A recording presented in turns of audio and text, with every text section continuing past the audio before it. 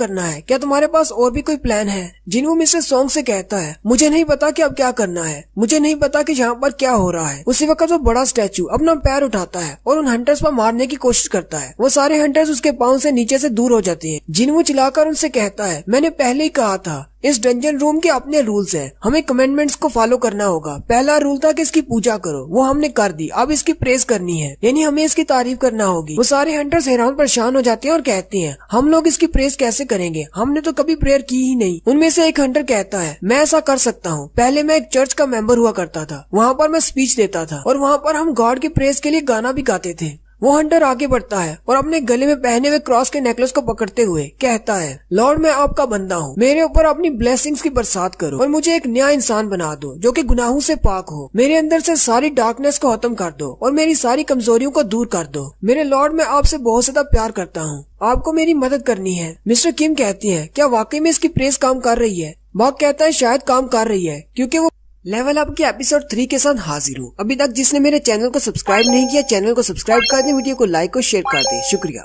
Mister बाग के मरने के बाद वो सारे लोग बहुत ज्यादा घबरा जाते हैं। जिनवू कहता है हम इसकी प्रेस कैसे करें, ये तो कोई गॉड नहीं बल्कि एक डेविल है। जिनवू कहता है दोनों ही तरफ मौत है, पीछे हमारे ये बड़ा सा स्टैचू है जबकि सामने वो स्टैचूज हैं जो गार्ड के तौर पर हैं। जैसे ही हम लोग उन स्टैचूज के करीब जाते हैं वो हम पर अटैक करते हैं और अगर हम सेंटर में रहते हैं तो ये बड़ा स्टैचू हम पर पैर रख देगा। जिनवू उन सारे स्टैचूज की तरफ देखता है और कहता है किसी के पास कुल्हाड़ा है, किसी के पास एरो है, किसी के पास तलवार है और किसी के पास इंस्ट्रूमेंट्स हैं। हम लोग यहाँ से भाग नहीं सकते, हम लोग क्या करें, मुझे सोचना होगा। साथ ही वो फिर से हैरान हो जाता है और कहता है दीवार के साथ जो छोटे स्टैचूज हैं उनमें से आधों के पास हथियार हैं और आधों के पास इंस्ट्रूमेंट्स हैं, लेकिन उनके पास म्यूजिकल इंस्ट्रूमेंट्स क्यों हैं? क्या वो अपने म्यूजिकल इंस्ट्रूमेंट्स के साथ हम पर अटैक करने वाले हैं? साथ ही जिनवू सोचता है ऐसा नहीं हो सकता, जैसे ही हम लोग उन गार्ड्स के करीब जाते हैं वो हम पर अटैक करते हैं, इसका मतलब उनके पास हथियार है इसलिए वो अटैक करते हैं। अगर हम इंस्ट्रूमेंट्स वालों के पास जाएंगे तो वो हम लोगों पर अटैक नहीं करेंगे क्योंकि उनके पास तो म्यूजिकल इंस्ट्रूमेंट्स हैं, हथियार नहीं। जिनवू सारे हंटर्स से कहता है जल्दी से भागकर उन इंस्ट्रूमेंट्स वाले स्टैचूज के पास चले जाओ। मिस्टर सॉन्ग भागते हुए एक इंस्ट्रूमेंट वाले स्टैचू के पास चले जाते हैं। वो जैसे ही उसके सामने जाकर रुकते हैं वो स्टैचू उस इंस्ट्रूमेंट को बजाना शुरू कर देता है। मिस्टर सॉन्ग अपने बाकी के टीम मेंबर से भी कहते हैं ये लोग हम पर अटैक नहीं कर रहे, जल्दी से इंस्ट्रूमेंट वाले स्टैचूज के सामने जाकर खड़े हो जाओ।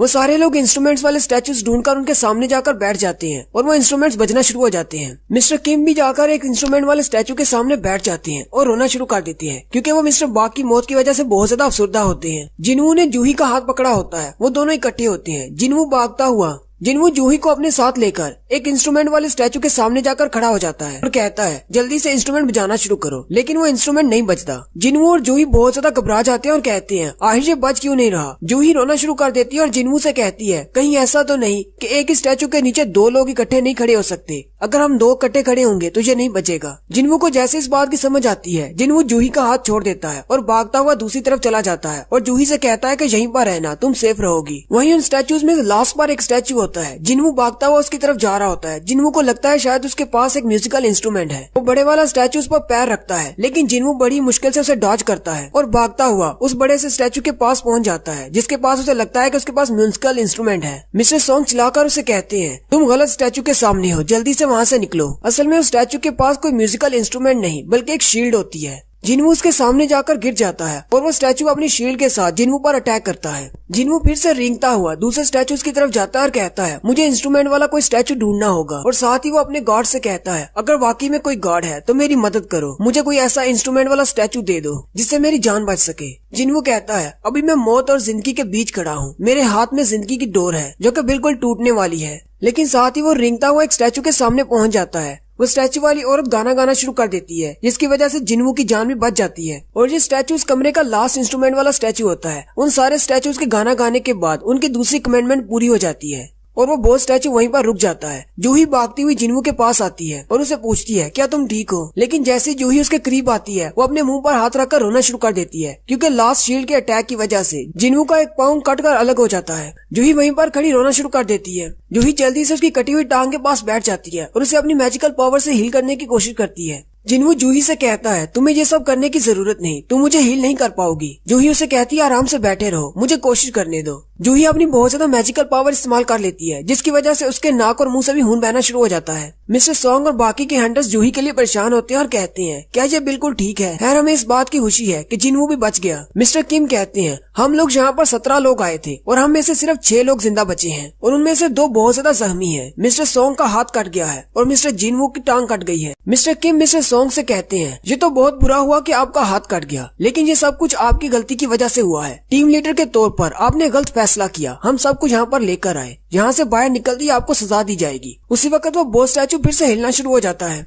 और अपने हाथ को हिलाता है। वो अपने हाथ का इशारा करते हुए जमीन में से 2 पत्थर निकालता है। असल में वो पत्थर सैक्रिफाइस के लिए एक टेबल होता है जिसे आल्टर भी कहते हैं। सारे हंटर्स ये देखकर बहुत ज्यादा हैरान हो जाते हैं और कहते हैं अब क्या, अब हमें क्या करना होगा? मिस्टर किम कहते हैं आखिर इस सब का क्या मतलब है? जिनवू उनसे कहता है ये एक आल्टर है, हमें यहाँ पर अपना सैक्रिफाइस रखना होगा। वो लोग जिनवू से पूछते हैं अब सैक्रिफाइस का क्या मतलब है? वो उन्हें बताता है पुराने वक्तों में ऐसे किया करते थे, पत्थर के ऊपर अपने सैक्रिफाइस पेश किए जाते थे जो कि गॉड्स के लिए होते थे। वहाँ पर या तो अपना ब्लड दिया जाता था या फिर जानवरों की बलि चढ़ाई जाती थी या फिर कुंवारी लड़कियों की। और इस डंजन की तीसरी कमेंडमेंट यही थी कि अपनी फेथ को साबित करो। जिनवू उनसे कहता है ये हमारा लास्ट स्टेप है, अगर हम लोगों ने इसे पार कर लिया तो हम लोग यहाँ से बाहर जा पाएंगे। मिस्टर किम जल्दी से अपनी तलवार निकाल लेते हैं और कहते हैं चाहे मैं कितना ही बेवकूफ क्यों ना हूँ, लेकिन मुझे समझ आ रही है यहाँ पर क्या चल रहा है। मिस्टर किम मिस्टर सॉन्ग से कहते हैं मुझे लगता है शायद हमें यहाँ पर किसी की बलि चढ़ानी होगी। साथ ही वो अपनी तलवार मिस्टर सॉन्ग के गले पर रख लेता है और कहता है ये सब कुछ आपकी वजह से हुआ है और मुझे लगता है यहाँ पर सिर्फ आप ही की बलि चढ़ानी चाहिए। आपके गलत फैसले की वजह से मेरा दोस्त मिस्टर बाक मारा गया, उसकी बीवी प्रेग्नेंट थी, वो अपनी फैमिली के लिए जहाँ पर आया था, जबकि 10 और हंटर भी मारे गए। तुम हमारे टीम लीडर हो, तुम्हें हम सब की जिम्मेदारी लेना होगी। अब जल्दी करो और इसको साबित करो।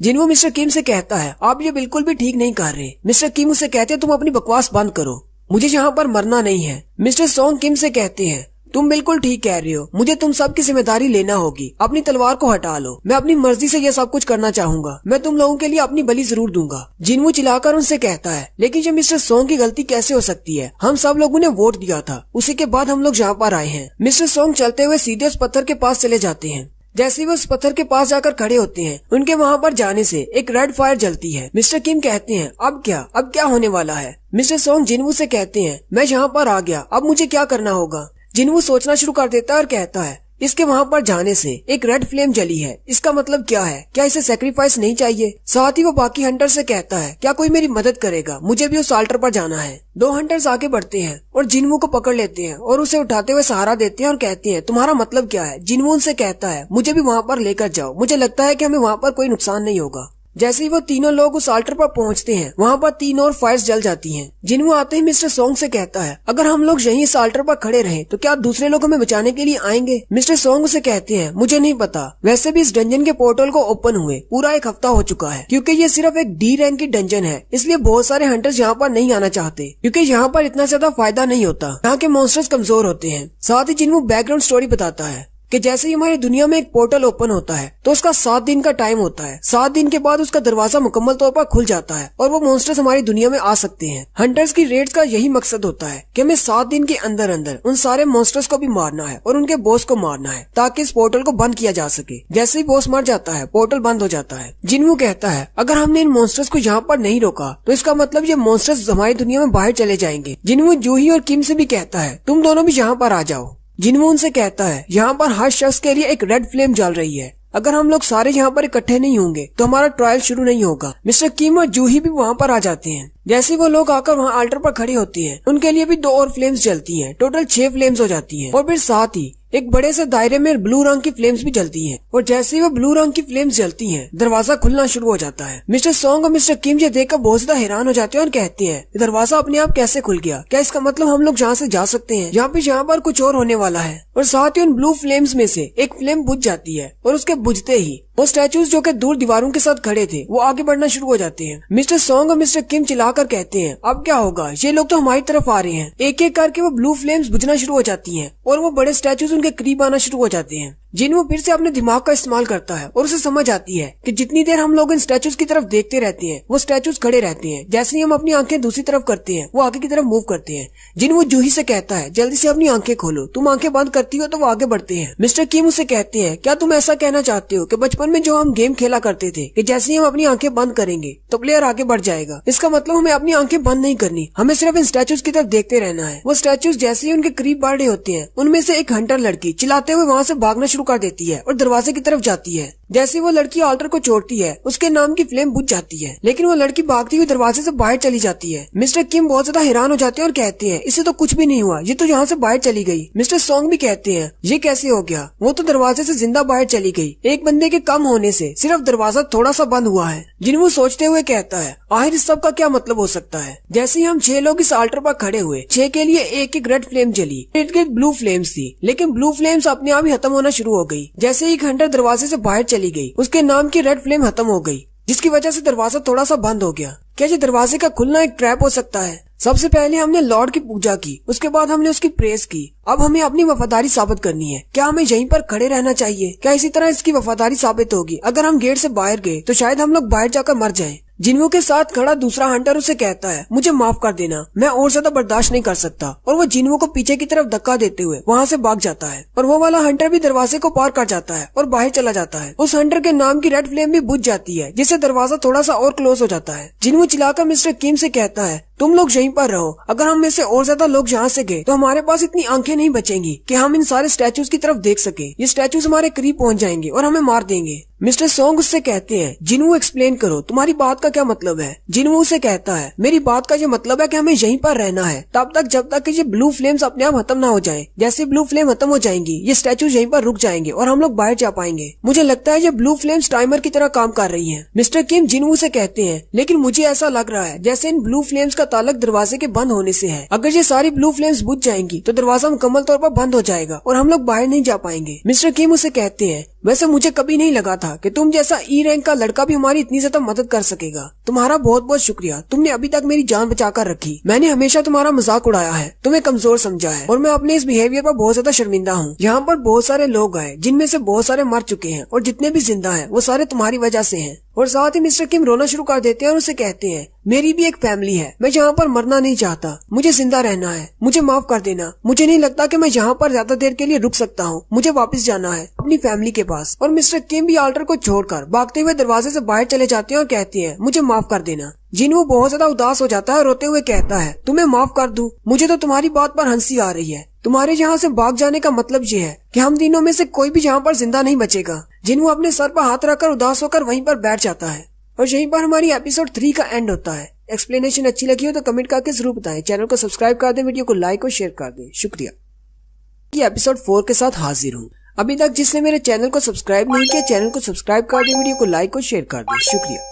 मिस्टर किम के वहाँ से भाग जाने के बाद सिर्फ 3 लोग पीछे ऑल्टर पर बचते हैं, जिनमें एक जूही, मिस्टर सॉन्ग और हमारा हीरो जिनवू है। मिस्टर सॉन्ग दरवाजे की तरफ देखते हैं और कहते हैं मिस्टर किम के भागने के बाद दरवाजा और भी ज्यादा क्लोज हो गया है। मिस्टर सॉन्ग उनसे कहते हैं वैसे तो बहुत देर हो चुकी है लेकिन मुझे समझ आ गई है यहाँ पर क्या चल रहा है। वो जिनवू से कहते हैं जूही को अपने साथ लो और यहाँ से चले जाओ। जब तक इस ऑल्टर पर एक भी इंसान मौजूद रहेगा तब तक ये दरवाजा मुकम्मल तौर पर बंद नहीं होगा। तुम और जूही की जिंदगी अभी बहुत बड़ी है, तुम अभी जवान हो, जल्दी से यहाँ से चले जाओ।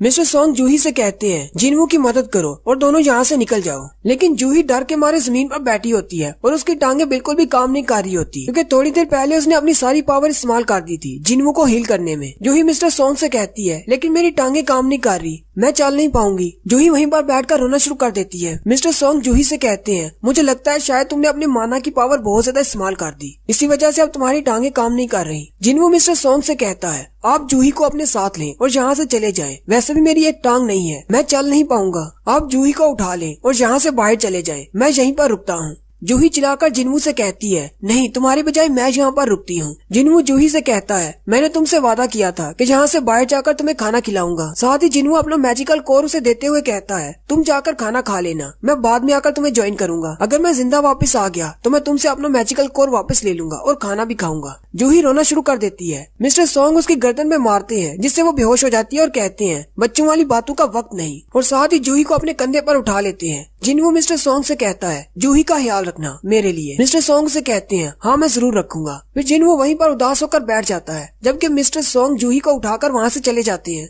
मिस्टर सॉन्ग जूही को लेकर जैसे ही दरवाजे से बाहर निकलते हैं, जिनवू कहता है चलो शुक्र है बाकी सब तो यहाँ से चले गए, सिर्फ मैं ही हूँ जो यहाँ पर मरने वाला हूँ। अगर मुझे पता होता कि इस डंजन के अंदर मैं मरने वाला हूँ तो मुझे इंश्योरेंस करवा लेनी चाहिए थी। अब मेरी माँ और मेरी बहन का क्या होगा। वहीं अल्टर पर एक तलवार गिरी होती है। जिनवू उस तलवार को उठा लेता है और कहता है अब जबकि मैं मरने वाला हूँ तो मेरी कोशिश यही होगी कि मैं मरने से पहले एक मॉन्स्टर को तो अपने साथ लेकर ही जाऊँ। वो सारे स्टैचू मॉन्स्टर्स उसके बहुत ज्यादा करीब पहुँच जाते हैं। जिनवू का ब्लड बहने की वजह से वो बेहोश होने की कगार पर होता है और उसकी आंखें बंद हो रही होती हैं, जिसकी वजह से वो स्टैचू और भी ज्यादा करीब हो जाते हैं। जिनवू अपनी तलवार उनके सामने करता है और कहता है अटैक करो मुझ पर, मैं तुम में से एक को तो जरूर मारूंगा। लेकिन साथ ही वो स्टैचू अपने बाले से उस पर अटैक करता है और जिनवू के बाजू में अपना बाला दंसाते हुए उसे ऊपर उठा लेता है और उसे आल्टर के पत्थर पर फेंक देता है। जिनवू बेचारा खून में लिपटा आल्टर के पत्थर पर लेटा होता है और यही कह रहा होता है मैं मरना नहीं चाहता, काश मेरे पास एक मौका होता, काश मुझे एक और चांस मिल जाए। मेरे पास भी मेरी फैमिली है, मुझे भी उनकी केयर करनी है, मैं भी यहाँ पर मरना नहीं चाहता। हालांकि ये फैसला मेरा था कि मैं यहाँ पर रुकता हूँ, लेकिन मैं मरना नहीं चाहता।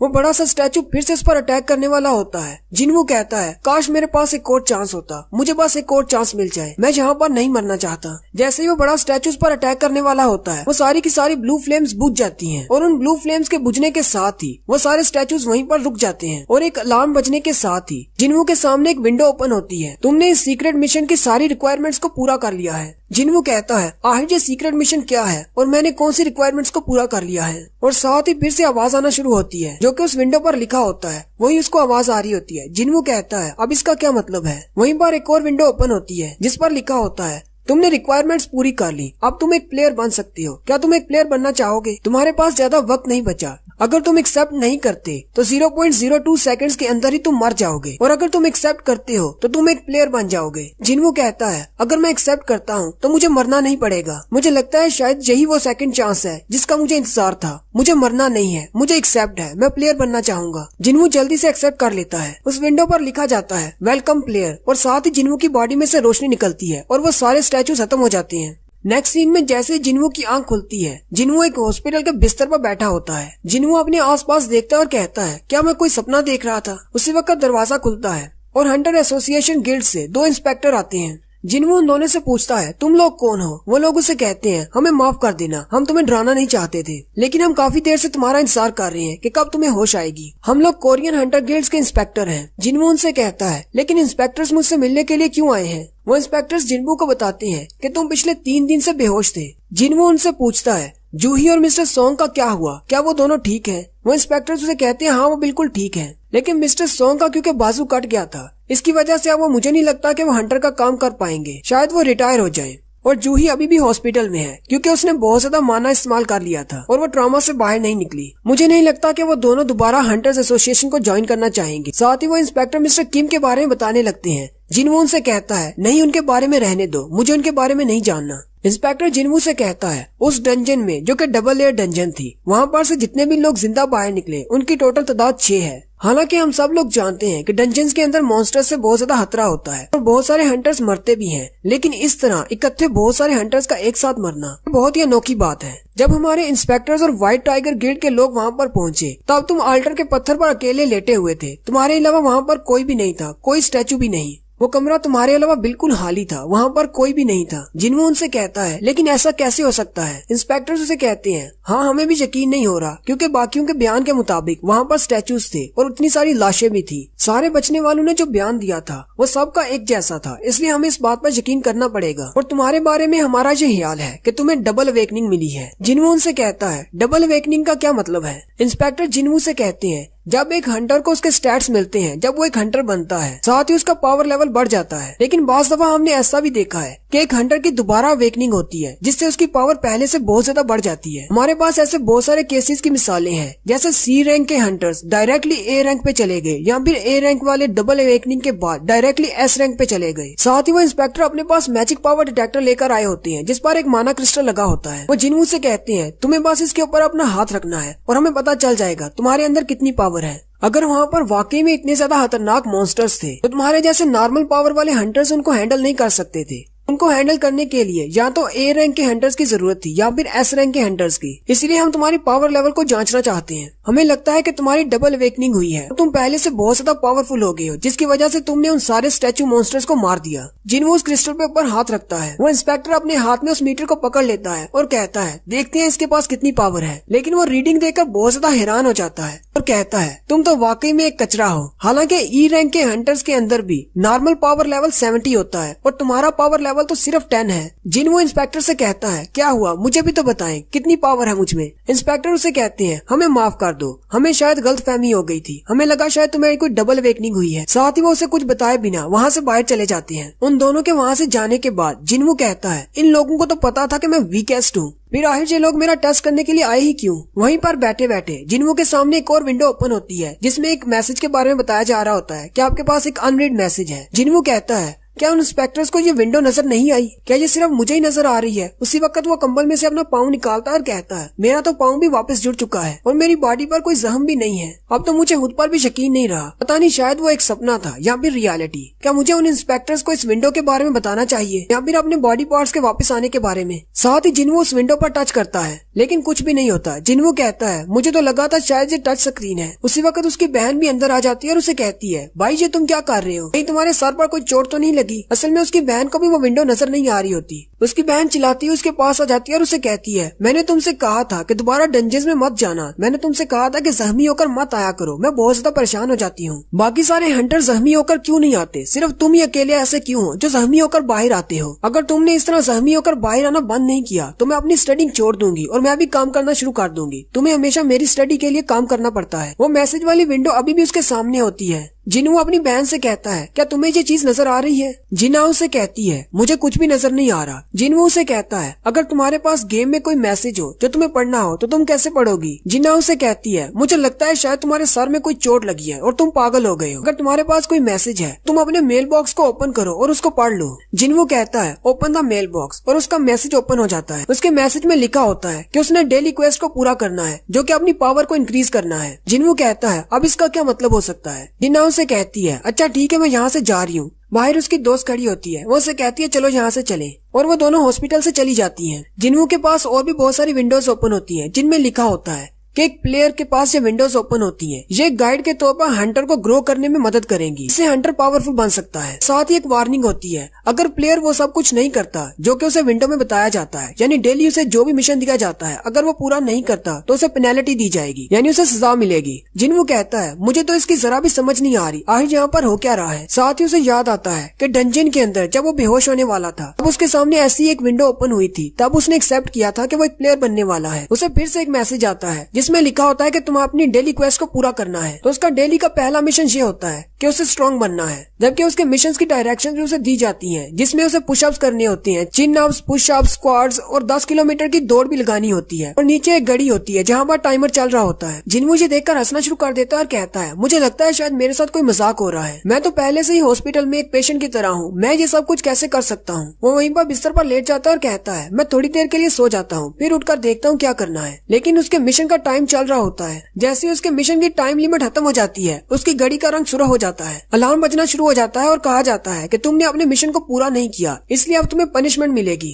उसी वक्त जिनवू का बिस्तर हिलना शुरू हो जाता है। जिनवू कहता है आज यहाँ पर चल क्या रहा है। वहीं पर बिस्तर पर बैठे बैठे सब कुछ चेंज हो जाता है। वो एक हॉस्पिटल के कमरे की बजाय एक बड़े से रेगिस्तान में बैठा होता है। जिनवू बहुत ज्यादा हैरान हो जाता है और कहता है मैं अचानक हॉस्पिटल से एक रेगिस्तान में कैसे आ गया। उसी वक्त उसके पीछे से एक बड़ा सा सेंटीपीड मॉन्स्टर निकलता है और साथ ही उसकी पनिशमेंट की डायरेक्शन भी उसे मैसेज बॉक्स में दिखाई जाती है जिसमें उसे कहा जाता है कि अब सजा के तौर पर तुम्हें 4 घंटे इसी डेजर्ट के अंदर रहना है और इस सेंटीपीड मॉन्स्टर से बचना है। जिनवू उस बड़े से मॉन्स्टर की तरफ देखता है और हंसते हुए कहता है मुझे लगता है मेरे साथ मजाक ही हो रहा है। और यहीं पर हमारी एपिसोड 4 का एंड होता है। एक्सप्लेनेशन अच्छी लगी हो तो कमेंट करके जरूर बताएं। चैनल को सब्सक्राइब कर दें, वीडियो को लाइक और शेयर कर दें। शुक्रिया।